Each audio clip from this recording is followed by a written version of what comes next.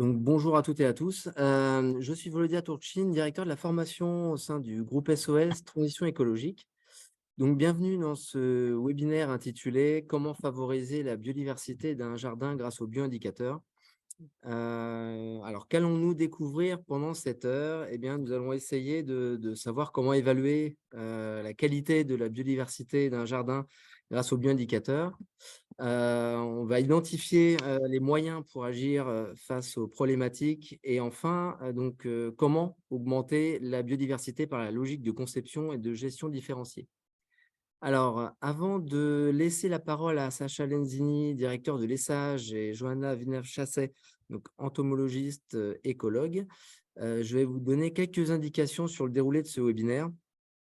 Donc, si vous souhaitez poser des questions, vous pouvez le faire au fur et à mesure de l'intervention via l'espace discussion. Et donc, nous prévoirons un temps d'échange d'échange questions-réponses en fin de webinaire.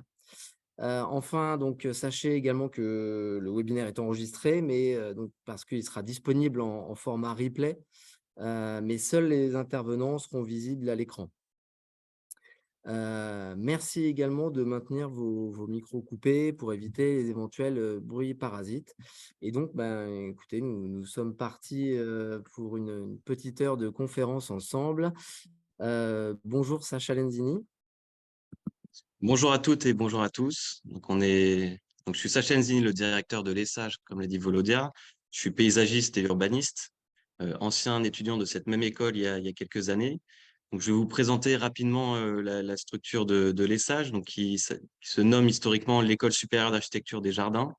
On lui a ajouté maintenant un sous-titre d'École des paysages de la transition écologique. Donc cette école associative, pardon, a été fondée en 1966. Donc c'est une école historique du secteur du paysage. On forme en formation initiale des paysagistes concepteurs en 5 ans. Et depuis 2019, on a refondé l'école avec Gilles Clément, qui est un paysagiste de renommée mondiale, avec comme un peu thématique principale la préséance du vivant. Donc ça veut dire que tous nos étudiants en formation initiale doivent observer les dynamiques naturelles et forcément s'intéresser aussi aux bioindicateurs qui donnent un peu l'état de santé des différents écosystèmes dans lesquels ils vont intervenir. Donc, on avait toute cette reformation et on a aussi mis en place tout un bloc de formation continue avec 3 blocs exactement. Donc, un bloc jardinage, un bloc paysage et un bloc biodiversité. Donc, aujourd'hui, on va s'intéresser davantage au bloc biodiversité.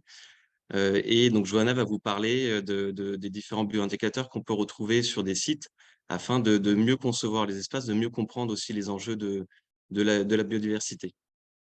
Donc, je laisse la parole à Johanna pour commencer à introduire tout le sujet sur les bioindicateurs. Donc, oui, bonjour à tous. Merci Sacha pour la présentation. Donc, oui, je suis Johanna Villeneuve-Chasset, je suis entomologiste. J'essaye de comprendre pourquoi les insectes sont présents sur un site, une station. Et donc, pour comprendre, il faut étudier l'écologie des insectes. Et donc là, je suis dehors parce que, évidemment, c'est la pleine période pour faire des relevés d'insectes. Donc, faut m'excuser, mais voilà. Je suis dans la nature et j'ai des insectes sur moi, dont une larve de coccinelle qui était en train de se balader pendant que Sacha parlait. Donc voilà, bon, mis à part ça, donc je suis enseignante en entomologie, comme a été dit, à l'ESAGE et en écologie aussi. Et j'ai mon propre laboratoire qui s'appelle Flanc Insectes. Alors, je vais parler de biodiversité avec un angle évidemment beaucoup plus sur les insectes, qui font partie donc des arthropodes, les pieds articulés, hein, c'est simple, hein, les insectes. Mais en tout cas, les insectes représentent une grande partie de la biodiversité, puisque si on prend juste les vertébrés, c'est à peu près 5% de la diversité du vivant. Si on voit, c'est en vert foncé. Et puis les insectes, c'est 60-70%. Donc forcément, quand on parle de biodiversité, il faut penser insectes, ou en tout cas arthropodes déjà. Excusez-moi. Les insectes, en plus, ils offrent plusieurs services. Alors, aux agriculteurs, je travaille beaucoup en agriculture aussi, hein, et aux jardiniers. Donc on va utiliser pour du coup, pour la conception paysagère, entre autres, pour favoriser la biodiversité en apportant des plantes, pourquoi pas. Donc, on va voir ça. Donc, il y a tout ce qui est utile pour la décomposition de la matière organique. Donc, ils font partie de la vie du sol et donc sont essentiels à la santé du système racinaire. Donc, c'est pas trop mon propos là, dans cette heure-là, parce que en fait, c'est tellement large qu'on ne peut pas tout présenter. Il y a le service pollinisation, là c'est très très important et ça on s'en rend pas forcément trop compte, et de prédation et de parasitisme, donc de protection des plantes grâce aux prédateurs. Donc je vais présenter très rapidement donc le service pollinisation. On sait que 80% des espèces végétales dépendent des pollinisateurs pour assurer leur survie. Donc on a estimé à pas loin de 200 milliards d'euros le prix du service rendu à l'agriculture mondiale par les pollinisateurs en 2016. Donc ça nous paraît pas forcément important que les insectes sont si utiles, mais on s'en rend compte, je vais vous expliquer quelques cas, parce que forcément, il y a des problèmes de pollinisation, et là on se dit, mince, qu'est-ce qui se passe? Donc sur ce tableau, ça présente les différents pollinisateurs dans le monde, et nous en France, et donc en Europe occidentale, ce sont surtout les abeilles, pas forcément les coléoptères, mais les abeilles. Et donc les abeilles, il y a à peu près, ça bloque, mince. Il y a à peu près 1000 espèces d'abeilles en France. Donc, je ne sais pas. Le diaporama, il circule pas là. Vous êtes toujours Ah, sur le tableau? Oui, toujours sur le tableau pour l'instant. Oui. Oui. J'arrive pas à faire. Bon, j'ai un bug de mon ordi. C'est super! Les joies de l'informatique. Les joies de la visio, ouais, Ouais, les voilà, petits c'est ça. problèmes. Et je suis bloquée. Je vais essayer de faire comme ça. Donc, il y a à peu près 1000 espèces d'abeilles en France. Et donc, ces abeilles, elles ont soit une langue courte, soit une langue intermédiaire, soit une langue longue. Elles peuvent être de taille très variée. Donc, elles peuvent être des toutes petites abeilles comme des grosses abeilles. Et en fait, on va réessayer, hein, j'espère que ça va marcher. Donc, en fonction de la longueur de leur langue et en fonction de leur taille, elles ne vont pas polliniser les mêmes plantes. En fait, il y a coévolution entre les plantes et les insectes. Donc, si les plantes font des fleurs aussi belles, aussi colorées, de formes aussi différentes et aussi parfumées, c'est pas pour nous faire plaisir à nous, mais c'est vraiment pour attirer leurs pollinisateurs. Et des fois, il y a des pollinisateurs vraiment très spécifiques. Donc, toutes les plantes ne peuvent pas être pollinisées par toutes les abeilles, et encore moins par l'abeille à miel. Donc, l'abeille à miel, elle fait partie de la famille des apidées. Est-ce que vous avez... Donc, là, ça fonctionne, là. Oui. Donc, dans les apidées, vous avez les bourdons et l'abeille à miel. Donc, l'abeille à miel qui est dans les ruches, c'est une seule espèce parmi les 1000. Et l'abeille à miel, elle ne sait pas tout polliniser. Donc, par exemple, on a des problèmes de pollinisation dans le monde, là où, justement, on a beau mettre des ruches, ça ne marche pas. Alors, dans le monde, c'est en Chine, par exemple, parce qu'il n'y a plus du tout d'abeilles. Alors là, même, ça ne marche plus du tout. Bon, là, c'est encore autre chose. Ils utilisent vraiment trop d'insecticides.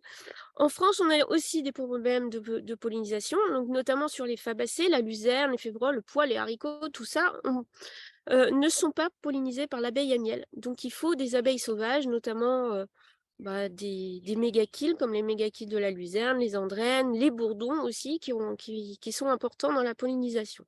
Donc, on va essayer de concevoir des paysages ou apporter des plantes et puis des paysages aussi pour pouvoir garder ces abeilles toute l'année et sur plusieurs années. Donc, il faut savoir que 30% des abeilles nichent dans les tiges creuses. Donc, les hôtels à insectes, c'est pour que quelques petites abeilles. Et attention, on ne fait pas n'importe quoi pour que ça fonctionne. Et les autres abeilles, c'est plutôt, elles nichent dans le sol. Donc déjà, on peut avoir des abeilles un peu partout. Donc ça, c'est le couvert, le gîte, pardon, ça c'est le gîte. Donc ça, on va dire que si on touche pas, on gratte pas le sol et qu'on a des zones où on conserve le sol, on est en mesure de conserver ces abeilles. Alors maintenant, il faut aussi le couvert. Donc il y a des études qui ont montré justement, des études par les spécialistes des abeilles, que plus il y a de fleurs, plus il y a d'abeilles et meilleure sera la pollinisation.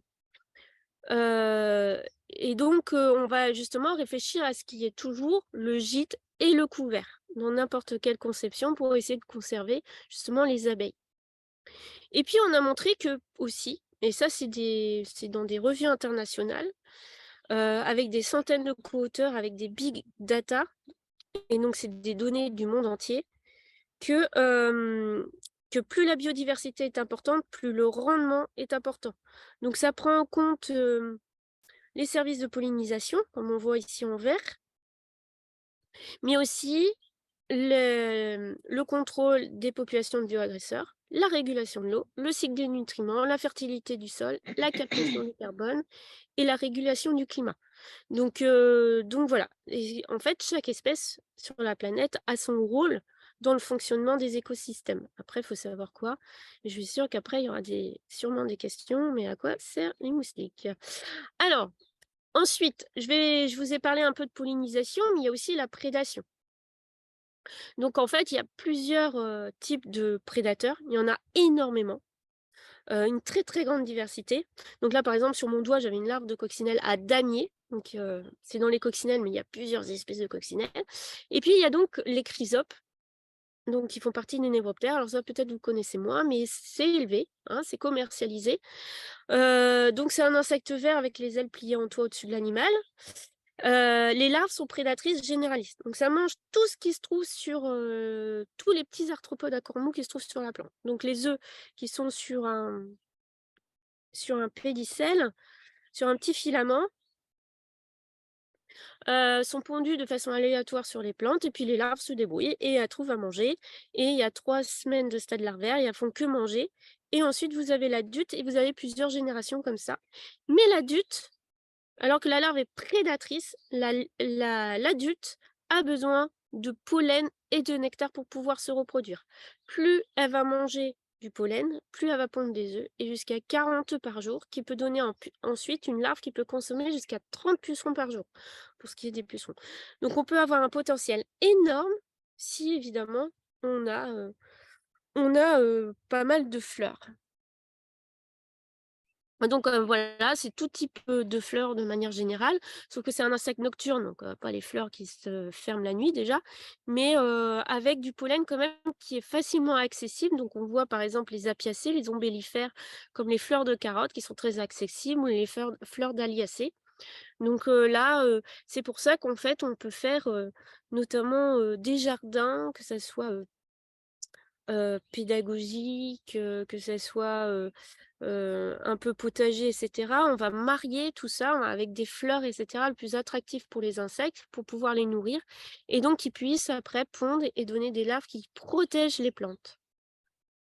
Alors, c'était pour les névroptères, mais il y a aussi les parasitoïdes.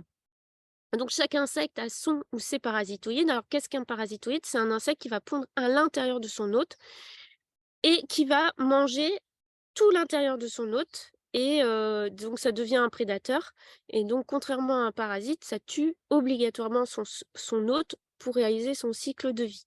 Et on va utiliser justement comme ça, dans différentes conceptions de jardin, ou de potager, ou de maraîchage, ou même en grande culture, des plantes de service, des plantes qui permettent de les nourrir toute l'année et de les conserver d'une année sur l'autre. Donc, par exemple, ici, vous avez un parasitoïde de puceron, une petite guêpe qui pond son œuf avec donc avec son ovipositeur. Donc, il y a comme une aiguille qui va percer le puceron. Au bout d'une seule journée d'incubation, donc dans le puceron, la larve éclot et mange tout l'intérieur du puceron. Le puceron, lui, il reste toujours sur sa plante. Il se sclérifie, il se transforme en ce qu'on appelle une momie. Donc, on sait facilement s'il y a du parasitisme ou pas. Donc, ce matin, j'en ai vu, par exemple, encore chez un pépiniériste. Et donc, on va tout faire pour pouvoir les garder, puisque ça peut parasiter jusqu'à 99% les pucerons. Donc, on va mettre en place tout plein de choses pour pouvoir les conserver et qu'ils viennent le plus tôt possible, parce que c'est commercialisé, élevé, mais on peut faire aussi son propre élevage, hein, dans son site, en ayant tout ce qu'il faut sur place. Donc, on va utiliser quelques plantes comme de la luzerne, des trèfles. Là, moi, par exemple, ce matin, c'était sur des trèfles. Il y a les orties. Les orties, et ça, je vais en parler assez souvent, mais les orties sont très importantes, des fois, dans les conceptions, puisque ça héberge des pucerons qui sont spécifiques, le puceron de l'ortie, et donc ils peuvent servir de plantes relais pour les auxiliaires. Donc, pour les parasitoïdes de pucerons, mais aussi, pourquoi pas, pour les chrysopes, pour les coccinelles, ça marche très bien pour les coccinelles, et puis pour d'autres prédateurs que je vais vous présenter. Et puis, il faut encore des plantes sources de nectar, puisque le nectar, ça reste le carburant des insectes. Donc, pour qu'ils puissent se déplacer de plante en plante, il leur faut un peu de nectar un peu partout, et notamment sur le sarrasin, fenouil, carottes, par exemple, qui sont très... sur les fleurs de carottes, par exemple, ou d'ombellifères de manière générale, vous verrez, il y a plein de petites guêpes parasitoïdes. J'en ai encore vu plein, j'ai fait des photos encore hier, parce qu'il y en avait plein, et ils se mettent dessus pour consommer le nectar. Un autre auxiliaire qui est très important, donc c'est une mouche qui a un vol stationnaire, qui ressemble soit à une abeille, soit à une guêpe. Ça, vous connaissez, vous avez toujours vu des insectes qui font des vols stationnaires. Ce sont des cirphes, et les cirphes sont des auxiliaires, notamment parce que pour beaucoup d'espèces, les larves consomment les pucerons. Et donc voilà, donc si on regarde un peu, donc les œufs sont pondus toujours parmi les pucerons. Donc c'est un petit grain de riz basmati d'1 millimètre par contre, qui est pondu parmi les pucerons. Donc vous regardez dans les pucerons, vous cherchez, vous allez trouver un petit œuf blanc. Et bien ça, c'est un œuf de cirphe. Au bout de quelques jours d'incubation, vous avez la larve qui éclot, qui va manger tous les pucerons qui se trouvent sur la plante. Et en fait, comme c'est une mouche, c'est un asticot, mais c'est un asticot coloré, qui peut être blanc, jaune, vert, selon les espèces. Donc voilà. Et ensuite, on a la pupe au bout de 3-4 semaines, et ensuite l'adulte. Et on a plusieurs générations. Alors là, à gogo. Mais par contre, le facteur limitant, c'est comme pour les chrysopes, comme pour les hyménoptères parasitoïdes, eh bien c'est le pollen, puisque les femelles consomment du pollen. Donc pareil, elle a besoin des protéines de pollen pour pouvoir fabriquer ses œufs. Donc on va retrouver, par exemple, beaucoup de cire sur les apiacées encore, hein, c'est encore eux. Mais il y a donc, je vous ai cité carottes, il y a aussi le persil, l'aneth, donc le fenouil, le cumin, coriandre. Ça, coriandre, c'est pas mal ça aussi. Donc voilà, les astéracées, donc il y a l'anthémis, les teinturiers, chrysanthème des moissons, le bleuet, l'aquilée millefeuille, les piqueries, les crépisses que là j'ai devant moi, parce que je suis au bord d'un chemin. Donc les sénessons aussi, par exemple. Les fabacées, donc voilà, on retrouve. Donc là, ça sert plutôt de réservoir à pucerons, et puis les brassicacées. Les coccinelles. Donc les coccinelles, donc, ils sont très variés. C'est pareil, on réfléchit à les avoir le plus tôt possible. Il y a 135 espèces de coccinelles. Donc voilà, donc on va essayer de leur apporter des plantes. Alors j'ai pas mis là, mais on est sur les orties, les trèfles, la luzerne, la févrole, qui hébergent toujours des pucerons. Et puis d'autres coléoptères comme les carabes. Donc il y a plein d'espèces de carabes, à peu près 150 espèces dans le nord de la France. Donc les tout petits mangent les pucerons, par exemple. Les moyens vont manger toutes les larves qui se trouvent, qui se tombent sur le sol. Et puis pour les plus gros, les carabus, qui font plusieurs, vous voyez, jusqu'à 42 millimètres, là, ça va manger les limaces. Donc on va faire attention parce que ça vit dans le sol, hein, 3 ans à peu près dans le sol pour les plus gros, jusqu'à 4 ans. Donc on fait attention à ne pas toucher trop au sol et avoir des zones comme ça pérennes où on ne touche pas le sol. Alors après, donc, je vous ai parlé des insectes, mais il y a aussi tout ce qui est insectivore, qui sont des fois, dans certaines régions, en danger de disparition, comme le hérisson. Donc le hérisson qui consomme 50 grammes par nuit d'invertébrés divers, donc des scarabées, des guêpes, des limaces. Donc voilà. Et donc là, il faut absolument des haies pour que les femelles puissent faire leur nid et aussi pour pouvoir se déplacer. 40% meurent à cause des produits phyto, 40% meurent écrasés sur les routes. Donc, plus en fait, ils ont s'ils n'ont pas beaucoup d'insectes pour pouvoir atteindre 500 grammes pour pouvoir hiverner, ils risquent de se déplacer encore plus loin et c'est là qu'ils se font écraser encore sur les routes. Donc, on leur fait des corridors avec des haies si c'est possible. Enfin, il leur faut le plus à manger possible et ils se déplaceront moins. Même si ça se déplace toujours, ils se déplaceront quand même sur de moins longues distances. Les chauves-souris, c'est pareil, il leur faut des corridors, il leur faut des arbres dans les systèmes. Donc ça mange 3000 insectes par nuit, donc beaucoup de moustiques, hein, voilà. Voilà pourquoi il faut des moustiques, c'est pour au moins conserver les chauves-souris. Et oui, il y a aussi des libellules qui mangent les moustiques. Et ça mange aussi, les chauves-souris mangent aussi des lépidoptères nocturnes.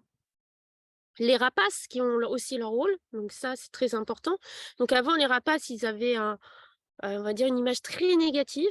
Les agriculteurs maintenant ils se rendent compte, et les jardiniers aussi, que ils font tout pour préserver les rapaces. Donc on voit des augmentations des populations de rapaces d'année en année, on les tue moins.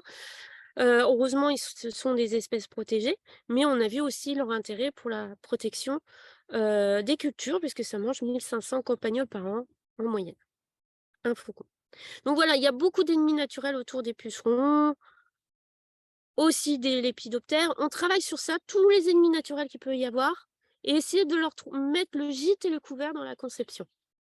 Donc, on pense aux habitats, des sites d'alimentation, de reproduction, de refuge, de repos, d'hivernage. Donc tout ça, ça peut être à l'échelle du jardin, de l'exploitation.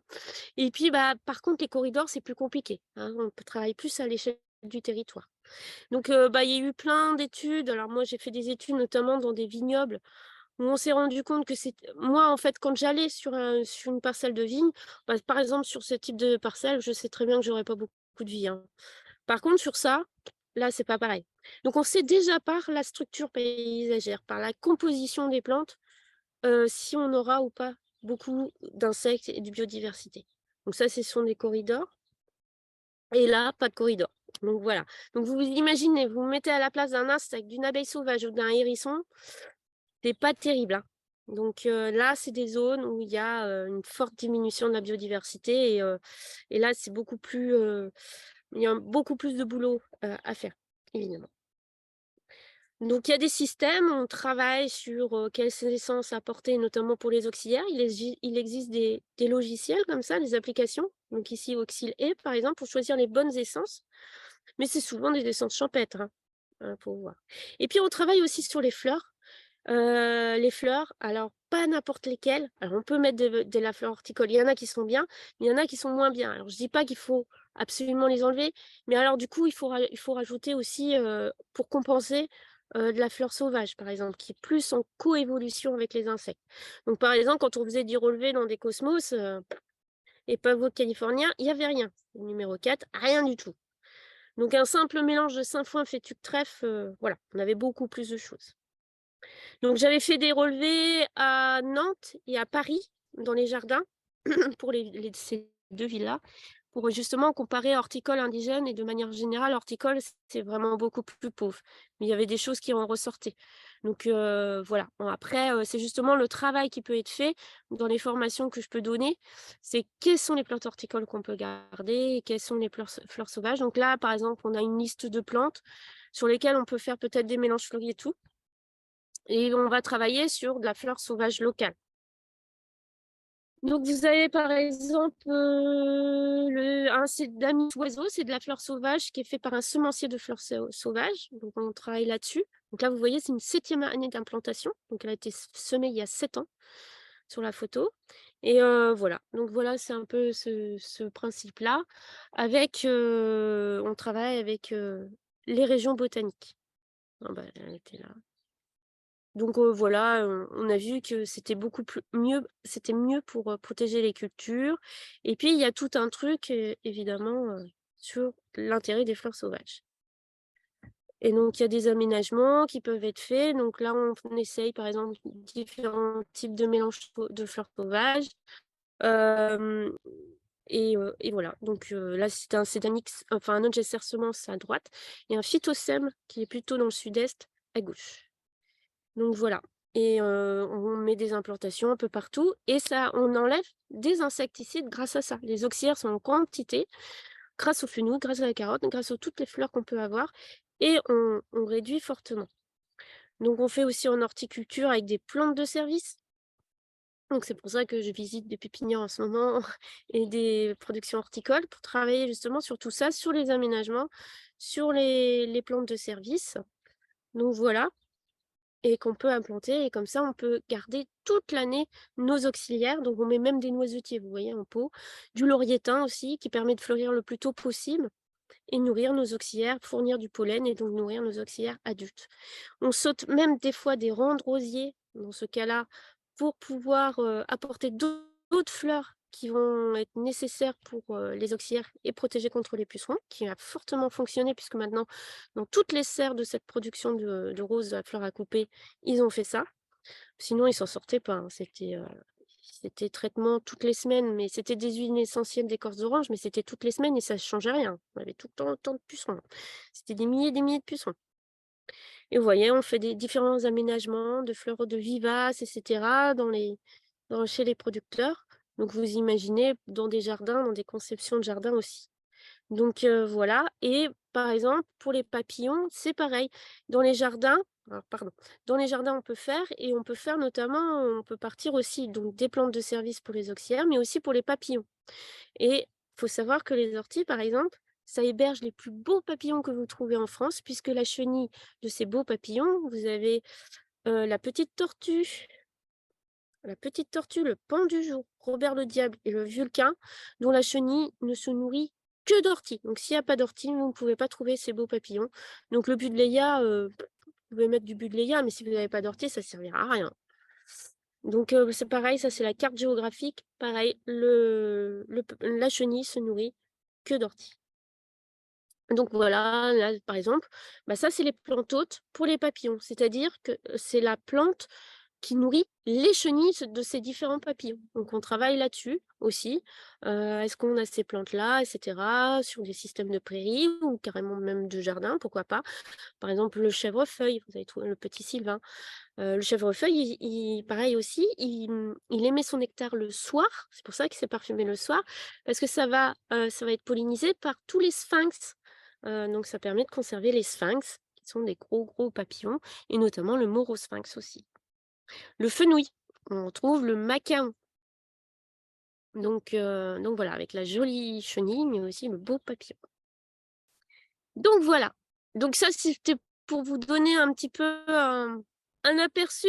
Les insectes, c'est immense, mais quand on fait du terrain et qu'on voit les choses, surtout on fait des observations. Moi, bah, la semaine dernière, j'étais dans un jardin où il y avait du potager, de l'arbre fruitier, il y avait des fleurs horticoles, mais aussi des très intéressantes, hein. Par exemple, comment il s'appelle? Mince, le chardon horticole, il est génial. L'éryngium, c'est top, top, top. Vous avez les fleurs un peu plus sauvages et tout. Alors là, c'était le paradis des insectes. Donc, et c'était un jardin cultivé par l'homme. Enfin, cultivé. Oui, si, travaillé par l'homme, mais alors c'était le paradis des insectes. Donc, comme quoi on peut faire des choses, vraiment de belles choses. Donc voilà, bah, je vous remercie. Puis bah, n'hésitez pas à poser des questions. Voilà, et je pense que vous avez posé des questions.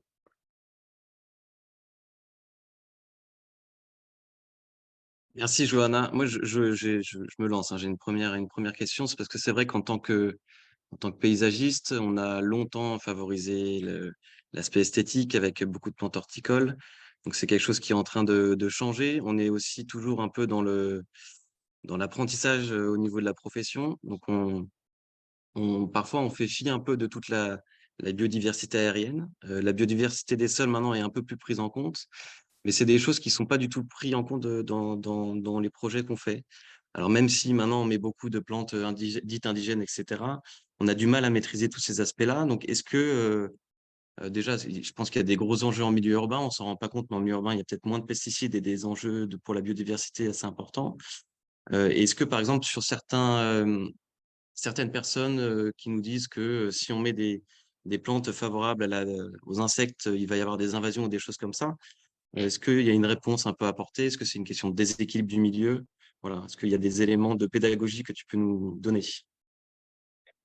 Par exemple, oui, je suis toujours pourquoi une espèce pullule pullule, mais souvent c'est parce qu'il y a un déséquilibre, hein, c'est ça, hein. C'est pour ça qu'on utilise des indicateurs de biodiversité, c'est pour mesurer justement, l'homogénéité de la structure du peuplement. Donc comment se répartissent ces différentes espèces et quand une espèce domine, c'est qu'il y a des équilibres.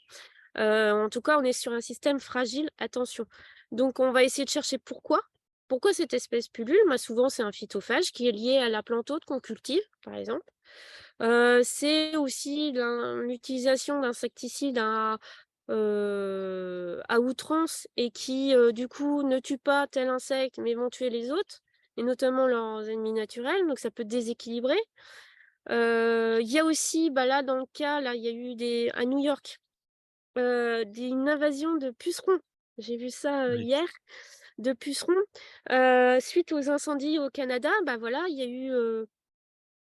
a eu un très fort incendie, donc forcément ça a tué pas mal de végétaux où les pucerons se nourrissaient et au lieu de se laisser mourir, bah, ils ont eu il y en a qui se sont envolés, qui ont décollé, ils se sont laissés porter par les vents et se sont retrouvés, aux mêmes endroits, au même moment, enfin mais il y a une explication. Après, c'est ponctuel. C'est pas là, dans ce cas-là, ça sera ponctuel, mais en tout cas, ça peut faire le bonheur des hirondelles derrière. Mais voilà. Mais il y a toujours une explication et on va essayer de rééquilibrer. Mais quand on va apporter d'autres plantes, souvent, bah, on va apporter d'autres insectes qui vont se plaire et du coup, bah, ça laisse moins la place, aux autres. Mmh. Problème de batterie. Bon, tu as des remerciements pour ta présentation, donc aussi dans le chat.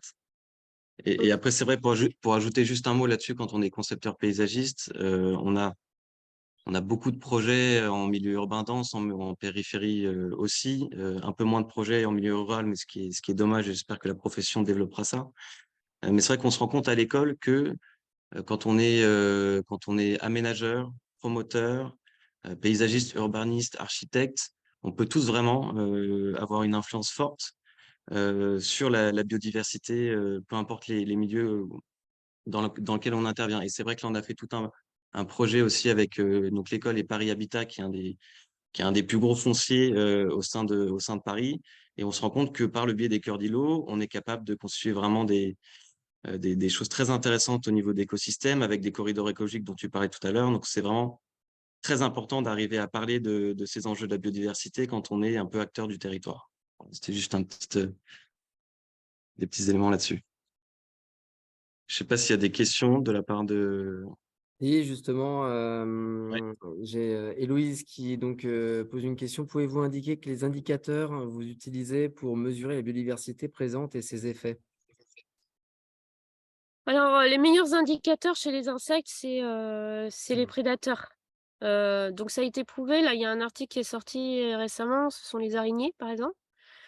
Hem, les araignées parce qu'elles sont prédatrices et en fait, selon les familles, selon les espèces, elles mangent pas les mêmes choses. Elles sont très sensibles aussi à la qualité de l'air, hein, mis à part ça. Mais voilà, ça a été prouvé sur les chrysoptes, qui sont de bons indicateurs de biodiversité, les carabes, qui sont très utilisés, pareil, et puis les cirques. Donc là, c'est sur ceux-là que je vous ai présenté. J'ai pas fait les araignées, mais j'avais une araignée sauteuse tout à l'heure sur mon doigt. Mais voilà.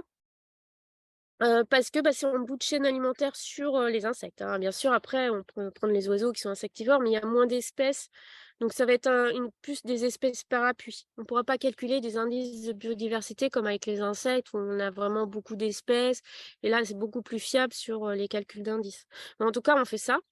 Il faut exactement le même protocole, hein, pour pouvoir comparer des des sites, des stations, des écosystèmes et puis voir l'évolution dans le temps aussi. Ça, c'est notamment été fait, j'avais fait des relevés dans les jardins de Paris, dans quelques-uns et donc on a essayé de mesurer tout ça, d'évaluer tout ça en faisant les relevés des auxiliaires. En plus, ça avait été fait, je crois 10 ans auparavant par, l'université de Montpellier, mais comme il y a moins d'entomologistes, finalement, bah, ça a été c'est moi qui l'ai fait et en fait, oui, oui, ce sont des bons indicateurs.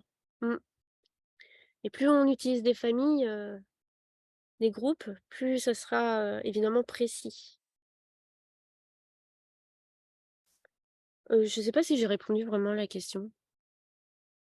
Si, je pense. Si, si. Parfait, merci, dit Héloïse. Mmh. Oui, je suis désolée, peut-être que les diapos sont passés un peu vite. En fait, j'ai eu peur parce que je sais pas pourquoi. J'ai rechargé pourtant mon ordi cette nuit, mais il a du mal se recharger et tout. La prise, elle devait pas être terrible parce que apparemment, j'ai pas tant de batterie. J'avais peur que ça coupe. Ça Après, coupe. si jamais là, ça coupe, je peux être sur mon téléphone. Ça, il n'y a pas de souci. Mais sur le D'accord. diaporama, ça va être les plus embêtants. C'est pour ça, je suis désolée. J'avais peur. Un stress. Et comme je suis Très bien. dehors, On a aussi Caroline qui nous pose une question. Donc, combien de temps vous restez dans un endroit pour faire un diagnostic complet et si vous revenez à différents moments dans l'année? alors, par exemple, ce matin, c'est ponctuel, j'ai fait 2 heures, enfin un peu plus, 3 heures, plus, un peu plus même. Disons 2 heures sur le terrain, mais je discute beaucoup avec les personnes pour savoir un peu quelles sont leurs problématiques, s'ils ont des problèmes et de savoir alors il y a avant, puis après. Donc on discute. Après tout dépend de la taille, hein, mais souvent en 2 heures, j'ai un bon aperçu. Alors après, évidemment, là, c'est un moment ponctuel, c'est pas forcément évident. C'est pour ça qu'il faut discuter et cetera. Le mieux, c'est faire plusieurs suivis parce qu'évidemment, on n'a pas les mêmes insectes, la même floraison. Après, j'aime bien ici cette période parce que cette période-là, normalement, c'est là où on a le plus d'insectes. C'est là où il y a le pic d'insectes. On retrouve la plus grande diversité. Mais souvent, on retrouve dans beaucoup d'endroits plus de fleurs du tout. Alors qu'en fait, on devrait avoir toutes les fleurs d'été. Et beaucoup nous disent: «Ah bah non, il y a plus de fleurs en été», bah parce qu'en fait, ils nettoient tout. Non, on se liste, les centrégacées, les scabieuses, même les marguerites, j'en ai encore vu en fleurs, marguerites sauvages. Hem, le sauge, des prés, hem, l'aneth, le fenouil. Tout ça, c'est en fleurs l'été. La luzerne, c'est en fleurs en ce moment. Donc, la vipérine aussi. Donc, non, en fait, la plupart des plantes fleurissent en été, puisqu'en fait, c'est lié à leurs pollinisateurs. Il y a beaucoup de pollinisateurs, bah, ils travaillent l'été, hein, parce que, bah, les insectes ont besoin de température pour pouvoir voler. Donc, mais justement, le fait qu'il y ait pas de fleurs en été, bah, ça a un impact sur tout ce qui est insectes qui volent qu'en été. Donc, souvent au printemps, on fait attention à ça, parce qu'on a les floraisons de printemps, mais il y a pas encore, entre guillemets, «de salissement», l'herbe trop haute et tout. Mais faut faire très attention à ça. Donc je dirais si on doit aller une fois, c'est la meilleure des périodes. Merci, Johanna. Et on a aussi, Cécile donc qui nous demande: «Mais alors quels sont les indicateurs en hiver ou Bah, automne?» il y en a pas. En hiver, non, en hiver, moi je sors plus moi en hiver. Les insectes, ils sortent pas. Ah, on peut chercher dans les sites d'hivernage, mais c'est compliqué, hein. Mais par contre, on travaille, oui, sur les gîtes, les sites d'hivernage. Donc, des fois, quand c'est des trucs artificiels, on va les ouvrir pour voir si ça a bien fonctionné, parce qu'il existe des boîtes d'hivernage. Alors pas les hôtels à insectes, hein. Les hôtels à insectes, on essaye de cohabiter tout le monde au même moment, au même endroit, c'est pas terrible. En fait, il vaut mieux des maisons individuelles et par exemple, pour les abeilles, mégachile, sauvages, qui nichent dans les tiges creuses, préfèrent une exposition sud-ouest.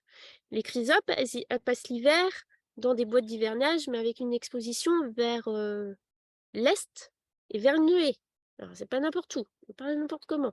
Donc voilà, pour que ça fonctionne, il faut faire comme il faut.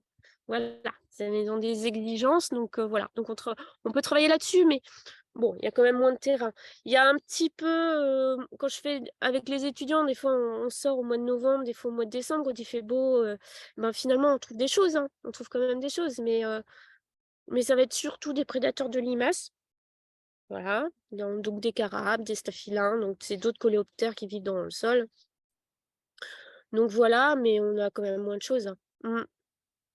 Après, en hiver, c'est peut-être aussi le moment de regarder les sols, particulièrement. Ah Dans la oui, formation aussi qu'on propose de biodiversité, il y a cette, oui, cette oui, oui, oui. partie-là et c'est Ça, c'est c'est vrai que plus ce pour le tu en parlais sol. tout à l'heure, c'est extrêmement important. Ouais. Mmh. C'est plus pour le sol. C'est justement pendant l'hiver qu'il faut regarder. Les protocoles vers de terre, c'est février.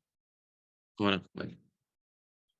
Alors après, il y avait d'autres questions. À quels horaires faites-vous les relevés, Johanna? Il y a pas de bons horaires. Le mieux, c'est de changer les horaires justement. Parce qu'en fait, les plantes n'émettent pas du nectar aux mêmes heures. Le sarrasin, c'est à peu près entre midi et 14h. Les fleurs de carotte, c'est à 10h30, quelque chose comme ça, 10h30, midi. Donc le chèvrefeuille, c'est le soir. Donc en fait, il faut changer. Faut pas rester, si on doit venir plusieurs fois, bah, il faut pas rester, sur les mêmes heures. Il faut changer, des fois le matin, des fois l'après-midi. Des fois le soir, on voit beaucoup, beaucoup de choses intéressantes aussi. Donc le mieux, c'est de compléter évidemment. Le soir, vous avez le vol des lucanes cerfs-volants là, le coléoptère avec les grandes mandibules.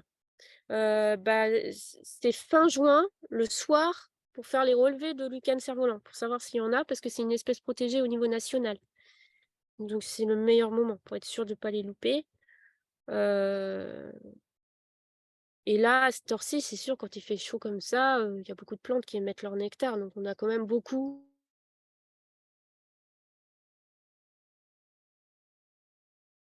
Très bien, merci.